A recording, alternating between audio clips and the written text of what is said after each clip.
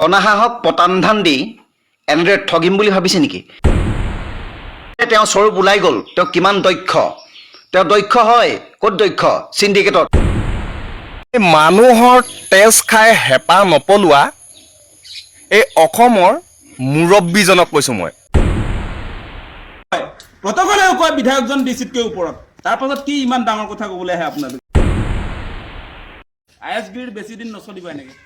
ভাল হ'লে সমৰ্থন কৰিম, বেয়া হ'লে আপোনাৰ আই এছ সেই যি হওক আমি তাক কেয়াৰ কৰিব নাই। এই বিপদৰ সময়ত ৰাইজক সহায়ৰ প্ৰয়োজন। ইয়াত নাটকগিৰি বন্ধ কৰা। মুখ্যমন্ত্ৰী হিমন্ত বিশ্ব শৰ্মাৰ ওপৰত সৰব হৈ উঠিল এইসকল ব্যক্তি। নমস্কাৰ জনাইছো নতুন এটা ভিডিঅ'লৈ। ভিডিঅ'টো আপোনালোকে প্ৰথমৰ পৰা শেষলৈকে চাব, কিহৰ কাৰণে তেওঁলোকে মুখ্যমন্ত্ৰী হিমন্ত বিশ্ব শৰ্মাৰ ওপৰত সৰব হৈ উঠিলে। আমি সকলোৱে গম পাই আছো বৰ্তমান মুখ্যমন্ত্ৰীজনে যিখিনি কাম কৰি আছে, বহুতখিনি কাম শলাগ ল'বলগীয়া আৰু বহুতখিনি কাম তাৰে খং উঠিবলগীয়া। এই খং উঠাই কাম মুখ্যমন্ত্ৰী হিমন্ত বিশ্ব শৰ্মাই কৰিছে। গতিকেলৈ বলক ভিডিঅ'টোৰ মাজলৈ যাওঁ। তেওঁলোকে মুখ্যমন্ত্ৰী হিমন্ত বিশ্ব শৰ্মাক কি ক'লে এই গোটেই ভিডিঅ'টোৰ জৰিয়তে জানিবলৈ পাব, আৰু কিহৰ কাৰণে ক'লে এইখিনিও এই ভিডিঅ'টো চালে আপোনালোকে গম পাব। গতিকেলৈ বলক ভিডিঅ'টোৰ মাজলৈ।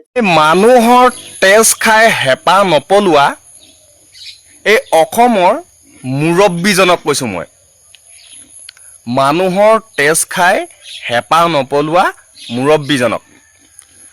আৰু মানুহৰ জীৱনক লৈ আপুনি কিমান হেতালি খেলিব আৰু কিমান হেতালি খেলিব? খেলি থাকক আপুনি। খুব ভাল কাম কৰিছে। আপোনাক আমিহে এনেকৈ মুখেৰে কথা কৈ আপোনাক যি টি কৈ আছোঁ যে এইটো নকৰিব, সেইটো কৰিলে এনেকুৱা হ'ব, এইটো কৰিলে এনেকুৱা হ'ব। কিন্তু আপোনাৰ ইচ্ছাকৃতভাৱে প্ৰতিটো কাম আপুনি নিজৰ মতেই আপুনি কৰি যাবলৈ বিচাৰে, নিজৰ মতেই আপুনি কৰিবলৈ বিচাৰে চব। বাৰু ঠিক আছে, আপুনি নিজৰ মতে কৰক, সদায় ভালটো চিন্তা কৰক। শিৱসাগৰখন টচ নচ কৰি দিলে, শিল কয়লা খানি খানি। তাত কত জীয়া সপোন তাত ধূলিচাত হৈ গ'লনে?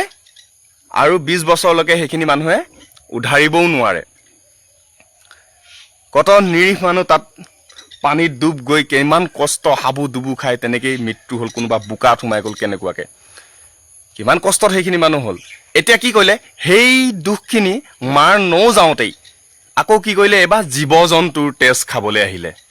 এইবাৰ জীৱ জন্তুৰ তেজ খাব। মানুহৰ তেজ খাই হেঁপাহ নপলালে, পেট নভৰিলে, এইবাৰ জীৱ জন্তুৰ তেজ খাব লাগিব। গতিকেলৈ এই আমাৰ কাজিৰঙাখন ধ্বংস কৰিব লাগে। আৰু তেনেকুৱা আপুনি যদি ভাল কিবা এটা আনিছেই, কিবা এটা যদি আমাৰ অসমত যদি বহাবলৈ বিচাৰিছে, আৰু জেগা আছে নহয়। এই কাজিৰঙাখন বহু পুৰণিৰ এখন অভয়াৰণ্য। ইয়াত বহু দূৰ দূৰণিৰ পৰ্যটক আহি, কিন্তু আপোনাক সুধি পেলাই পৰ্যটক ইয়ালৈ এই কাজিৰঙাখন চাবলৈ নাই অহা। কিন্তু এই কাজিৰঙাখনৰ সুধি পেলাইহে আহিছে যে আমি ইয়াত সোমাব পাৰিমনে, ইয়াত আপোনাক চাব পাৰিমনে বুলি। আপোনাক সুধি পেলাই চাবলৈ অহা নাই, কাজিৰঙাখনক সুধিহে চাইছে তাত। গতিকেলৈ সেই কাজিৰঙাখনক কাজিৰঙা হৈ থাকিবলৈ দিয়ক। তাত এনেকুৱা সেই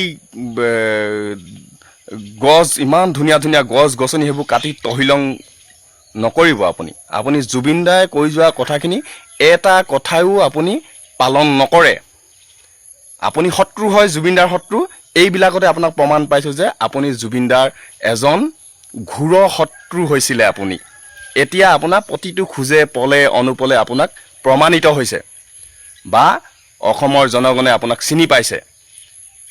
জুবিন দাৰ কথা মতে আপুনি একোৱেই কৰা নাই, কৰিব নালাগে বাৰু, আপোনাৰ নিজৰ মতেই কৰক। কিন্তু জুবিন দাই কৈ যোৱা কথাখিনি এটা দুটা তিনিটা তেনেকুৱাকৈ আপুনি পালন কৰিব লাগিব, সমস্তখিনি নকৰিলেও। গম পায়নে? আজি কোনোবাই যদি বন্য হস্তি এটা কিবা এটা যদি আপোনাৰ কোনোবা এটা পশু পক্ষী এটা যদি কোনোবাই যদি বধ কৰে, তাক লগে লগে কোনোবাই যদি ফটোকপি কেনেবাকৈ পায়, আপুনি লগে লগে সেইজন মানুহক কৰায়ত্ব কৰি পেলাই জেলত ভৰাই। আজি কোনোবাই ভাল গছ এজোপা কাটি পেলাই ক'ৰবাত বিকি পেলাই ঘৰ দুৱাৰ দৰ্জা খিৰিকি বনাবৰ কাৰণে গছ এজোপা কাটি যদি বিকে, সেইটো মানুহকো আপুনি জেলত ভৰোৱায়। তেনেহ'লে আপুনি যে এতিয়া যদি কাজিৰঙাখন কাটে, আপুনি জেলত সোমাব নাই? কাজিৰঙাখন যদি চফা কৰে, আপুনি জেলত সোমাবনে নাই? আপুনি জেলত সোমাব লাগিব। কাৰণ আপুনি প্ৰকৃতি ধ্বংস কৰিব নোৱাৰিব নহয়। প্ৰকৃতি ধ্বংস কৰোঁতে কৰোঁতে অসমখনতো এনেকুৱা হৈ গৈ আছে। চবৰে তেজ হুপি হুপি খাই আছে। আপুনি কাইলৈ টকা থকা মানুহ ইয়াত ক'ৰবাত গুচি যাবগৈ, পলাই যাব ইয়াৰ পৰা।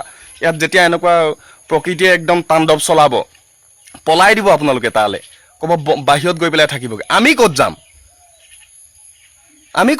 আমাৰ বাছৰ ভাড়াই নাই, বাছত উঠিবলৈ আমাৰ টকা নাই। আমি প্লেনত উঠাৰ যোগ্য হ'ম জানো? নহ'ম নহয়। গতিকেলৈ যি কাম কৰিবলৈ আছে সমাজৰ কাৰণে কাম কৰক, ভাল কাম কৰক, ভাল লাগিব। এইবিলাক কাম নকৰিব। এইবিলাক কাম কৰাটো আপোনাৰ গ্ৰহণযোগ্য নহয় বুলি ভাবোঁ।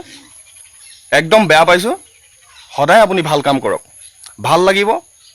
আপোনাক সদায় ভগৱান ঈশ্বৰৰ দৰে আপোনাক প্ৰাৰ্থনা কৰিম। আজি জুবিন দাক যেনেকৈ আমি প্ৰতিটো খোজে খোজে আমি কেতিয়াবা ক'ৰবালৈ ওলাই গ'লেও আমি জয় জুবিন দা বুলি কওঁ, গম পায়নে? তেতিয়া আপোনাৰ নামো আমি শংকৰ গুৰু, মাধৱ গুৰু, এই দুজন গুৰুক আমি চিনি পাওঁ। গতিকেলৈ আপোনাক মাধৱ গুৰু বুলি ভাবিম আৰু জুবিন দাক আমি শংকৰ গুৰু বুলি ভাবিম। গতিকেলৈ এইবিলাক কাম নকৰিব। আপোনাক মোৰ ফালৰ পৰা মই অনুৰোধ জনাইছোঁ যাতে এইটো কাম কেতিয়াও নহওক, সদায় ভাল হওক আৰু আমাৰ জনসাধাৰণৰ কাৰণে সদায় ভাল কাম কৰি যাওক।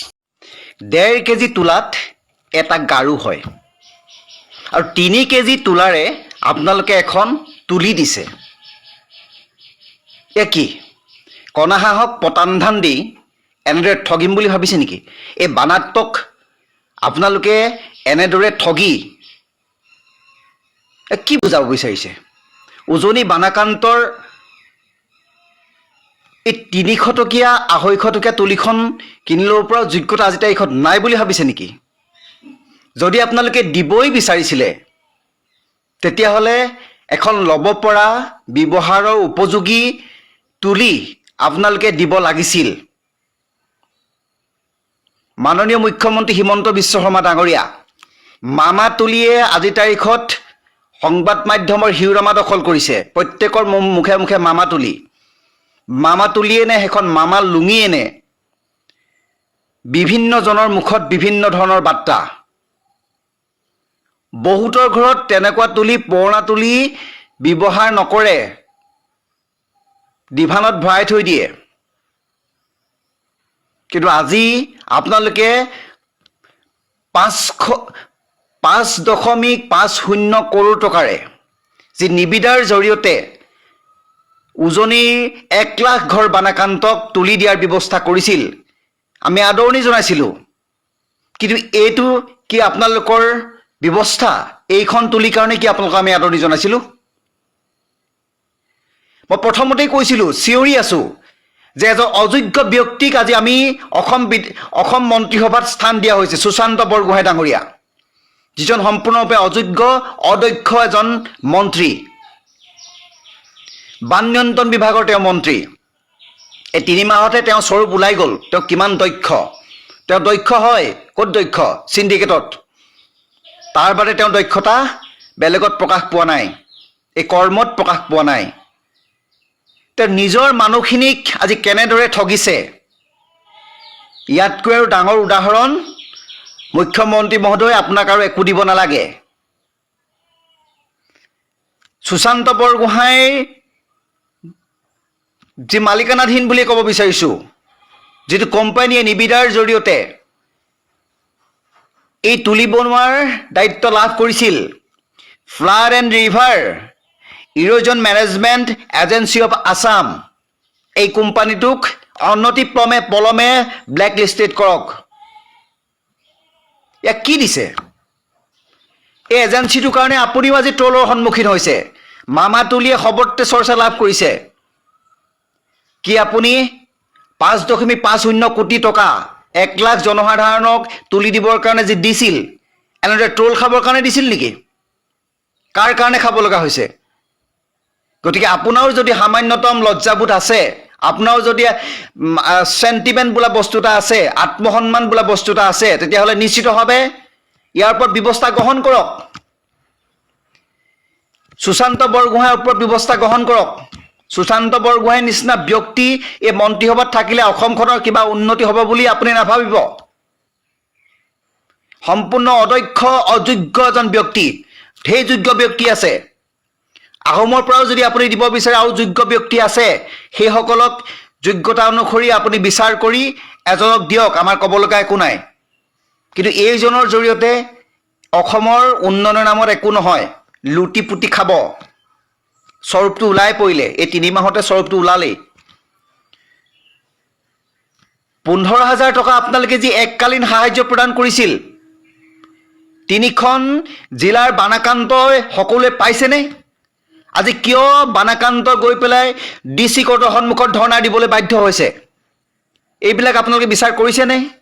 হাজাৰ হাজাৰ বানাক্ৰান্তই, প্ৰকৃত বানাক্ৰান্তই এতিয়াও সেই এককালীনভাৱে 1 মাহ কেইদিন হৈ যোৱাৰ পাছতো, 1 মাহ 6-7 দিন হৈ যোৱাৰ পাছতো আপোনালোকৰ পৰা সেই যি এককালীন সাহায্য পাবলৈ সক্ষম হোৱা নাই। এইটো এককালীন হৈ থকা নাই।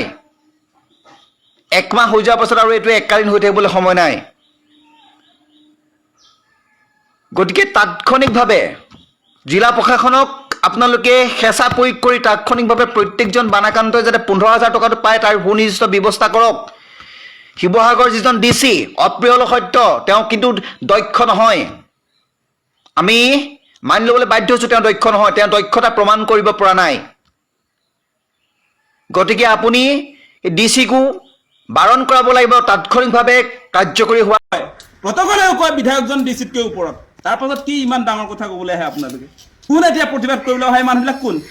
যিটো সময়ত DC এগৰাকী কেমেৰা সন্মুখত হাইট বুলি দম দিছিলে মুখ্যমন্ত্ৰীয়ে, তেতিয়া এই IS এছ'চিয়েশ্যন ক'ত আছিলে?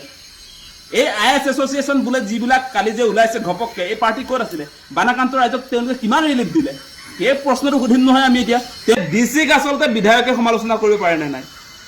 DC-টো আচলতে বিধায়কতকৈ ওপৰত নে আচলতে বিধায়কগৰাকী DC-তকৈ ওপৰত? সেই প্ৰশ্নবিলাক আহিছে।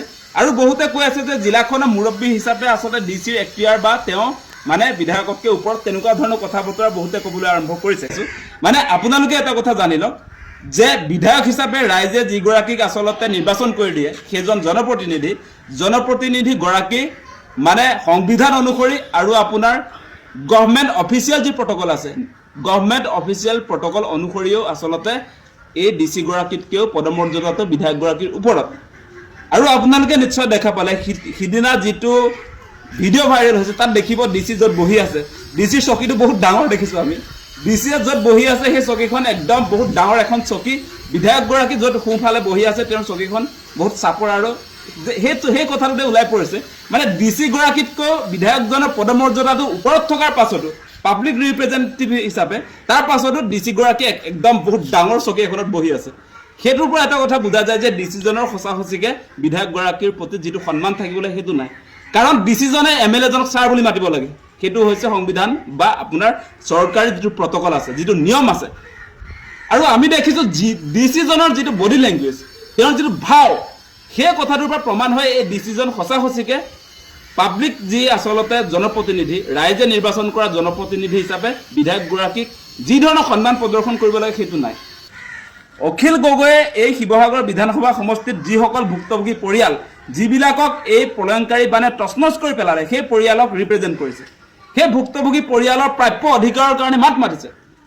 এই মানুহখিনিক এতিয়া মুখ্যমন্ত্ৰীয়ে প্ৰদান কৰা 15,000 টকাৰ তৎকালীন সাহায্যটো অতি শীঘ্ৰে লাগে, এমাহ হৈ গ'ল কিন্তু। আৰু এই সময়ছোৱাত কিয় আচলতে সেই টকাটো পোৱা নাই, সেই কথাটো DC-ক আচলতে জবাবদিহি কৰিছে। আৰু সেই ক্ষেত্ৰত DC-ৰ আত্মসন্মানটোৱে ডাঙৰ কথা হৈছে। এতিয়া DC-টো তেনেকুৱা বহুত ডাঙৰ বস্তু নহয়। আপোনালোকক মই এটা কথা ক্লিয়াৰ কৰি দিছোঁ যে সংবিধান অনুসৰি গণতান্ত্ৰিক এটা ব্যৱস্থাত বা চৰকাৰী যিটো প্ৰটকল, যিটো নিয়ম আছে, সেই অনুসৰি MLA-জন DC-জনতকৈ ওপৰত, পদমৰ্যাদাটো তেওঁৰ ওপৰত থাকে। DC-য়ে এই মুহূৰ্তত আপোনাৰ যি ধৰণৰ ছাৰ্ভিচ শিৱসাগৰৰ ৰাইজক দিব লাগিছিলে সেইটো নিদিলেই। মন জিলাত আপোনাৰ সেই 19 তাৰিখে যিটো বৰষুণ দিছিলে নেৰানেপেৰাকে, সেই বৰষুণৰ খবৰ পোৱাৰ পাছতো ৰাইজক তেওঁ এলাৰ্ট নকৰিলে, কাকো নজনালে। সেই কথাটো আজি পোহৰলৈ আহিছে। আৰু সেই যে ৰাইজক সতৰ্ক কৰি নিদিলে যে মহাপ্ৰলয় এটা আহি আছে, সেই কথাটো ৰাইজক নজনালে, যাৰ কাৰণে 100জনতকৈ বেছি মানুহ আচলতে মৃত্যুমুখত পৰিলে। সেইটোৱে মেইন কথা। এই মানুহজনক জবাবদিহি কৰিব লাগিবই। তেওঁ জিলা প্ৰশাসনৰ মুৰব্বী, গতিকে তেওঁৰ জিলাখনৰ এটা প্ৰলয় আহিছে, সেই প্ৰলয়ৰ কথা তেওঁ গম পায়, তাৰ পাছত তেওঁ নজনালে আৰু প্ৰয়োজনীয় সময়ত তেওঁ মানুহক উদ্ধাৰ নকৰিলে। সেই মানুহজন ব্যৰ্থতাৰ প্ৰতীক, বা সেই মানুহজন আচলতে ৰাইজৰ প্ৰতি, ৰাইজৰ জীৱন সম্পত্তিৰ প্ৰতি তেওঁৰ কোনো ধৰণৰ দায়বদ্ধতা নাই, সেইটো প্ৰকাশ পাইছে। সেই মূল কথাত ধৰিব লাগে। তেওঁৰ আত্মসন্মানটো পাছত হ'ব। 100জন মানুহৰ মৃত্যুতকৈও তেওঁৰ আত্মসন্মান ডাঙৰ নহয়। সেই DC-জনৰ আত্মসন্মান ডাঙৰ নে 100জন মানুহ মৃত্যুমুখত যে পৰিলে তেওঁলোকৰ ব্যৰ্থতাৰ কাৰণে, সেইটো ডাঙৰ কথা। সেই কথাবিলাক আলোচনা কৰক এতিয়া। এতিয়া ৰাইজক আচলতে সহায়ৰ প্ৰয়োজন, এই মুহূৰ্তত ৰাইজক ক্ষতিপূৰণৰ প্ৰয়োজন। এই সময়ছোৱাত কোনো কাৰণতে ডিচিৰ আত্মসন্মানটো ডাঙৰ কথা নহয়, সেই কথাটো আমি স্পষ্ট কৰি দিছোঁ। ডিচিৰ আত্মসন্মান এই মুহূৰ্তত কোনো কাৰণতে ডাঙৰ নহয়। প্ৰট'কল বুলি একাংশ মিডিয়াই যিটো কথা কৈ আছে, কি প্ৰট'কলৰ কথা ক'বলৈ আহিছে? য'ত মানুহ মৃত্যুমুখত পৰিছে, য'ত মানুহ এই মুহূৰ্তত হাহাকাৰ কৰি আছে, ইয়াত প্ৰট'কলো ডাঙৰ কথা নহয়। প্ৰট'কলেও কয় বিধায়কজন ডিচিতকৈ ওপৰত। তাৰপাছত কি ইমান ডাঙৰ কথা ক'বলৈ আহে আপোনালোকে? কোন এতিয়া প্ৰতিবাদ কৰিবলৈ অহা মানুহবিলাক কোন? যিটো সময়ত ডিচি এগৰাকী কেমেৰা সন্মুখত হাইট বুলি দম দিছিলে মুখ্যমন্ত্ৰীয়ে, তেতিয়া এই IS এছ'চিয়েশ্যন ক'ত আছিলে? এই IS এছ'চিয়েশ্যন বোলে যিবিলাক কালি যে ওলাইছে ঘপককৈ, এই পাৰ্টি ক'ত আছিলে?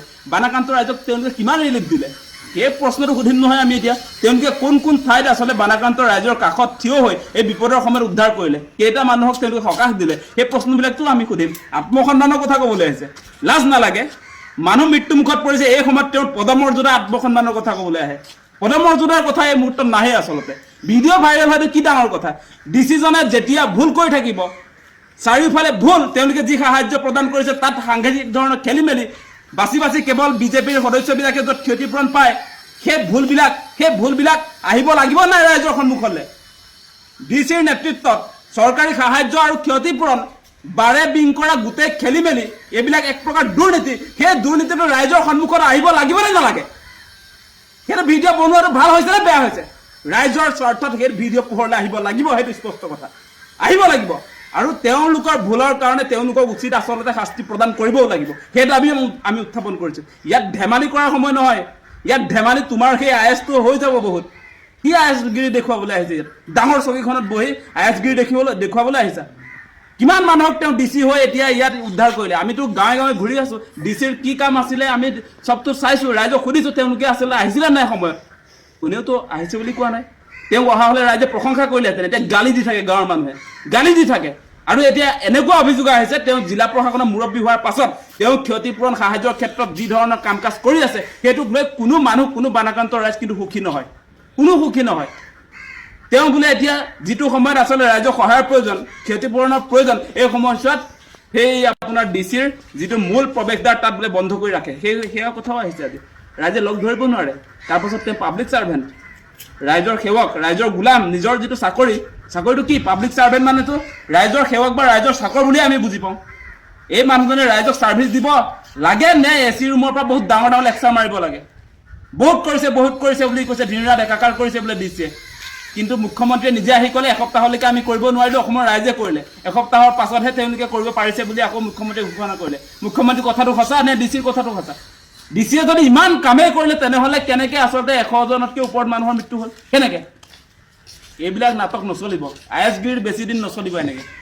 ভাল হ'লে সমৰ্থন কৰিম, বেয়া হ'লে আপোনাৰ IS সেই যি হওক আমি তাক কেয়াৰ কৰিবলৈ নাই। এই বিপদৰ সময়ত ৰাইজক সহায়ৰ প্ৰয়োজন। ইয়াত নাটকগিৰি বন্ধ কৰক, সেই কথা আমি স্পষ্ট কৰিছোঁ। এই যুৱককেইজনৰ ভাষ্য শুনি আপোনালোকৰ কেনেকুৱা লাগিলে কমেণ্ট এটা কৰি জনাব। লগতে আপোনালোক যদি মোৰ চেনেললৈ প্ৰথমবাৰৰ কাৰণে আহিছে, প্লিজ চেনেলটো ছাবস্ক্ৰাইব কৰি দিব।